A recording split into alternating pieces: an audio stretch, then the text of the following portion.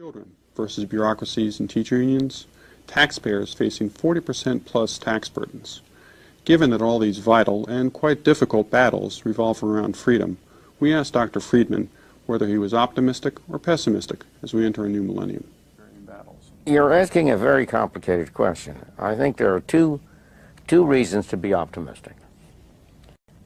One is that ideas have changed. The rhetoric 50 years ago was very different from the rhetoric now. 50 years ago, the rhetoric was that everybody was a socialist. All intellectuals were socialists. They all believed that government was the answer to every problem. Today, nobody believes in socialism if you listen to them. That's the rhetoric. The reality is that we are much less free now than we were 50 years ago. Government is bigger, takes a larger fraction of our income, it imposes more controls on us. We are freer in some dimensions. There's been great social progress in tolerance of minorities. Our racial problem has been much improved, not through government, but through private activity. Nonetheless, that rhetoric is having its effect. There has been a reduction in government price and wage regulation, the kind of thing, the deregulation of airlines, the deregulation of communication. But what we have tended to do is to replace that by social regulation, aid to disability, the OSHA, OEC, that kind of environmental thing, that kind of thing. So the question is, will the rhetoric, will the change in intellectual ideas carry through and produce a change in actual policy? I think there is a tendency for that. That's one source of optimism. But I think a much more reliable source of optimism is the growth of the Internet. In your area, the major effect of the Internet will be to make it harder for government to collect taxes. Governments can collect taxes best on things that don't move.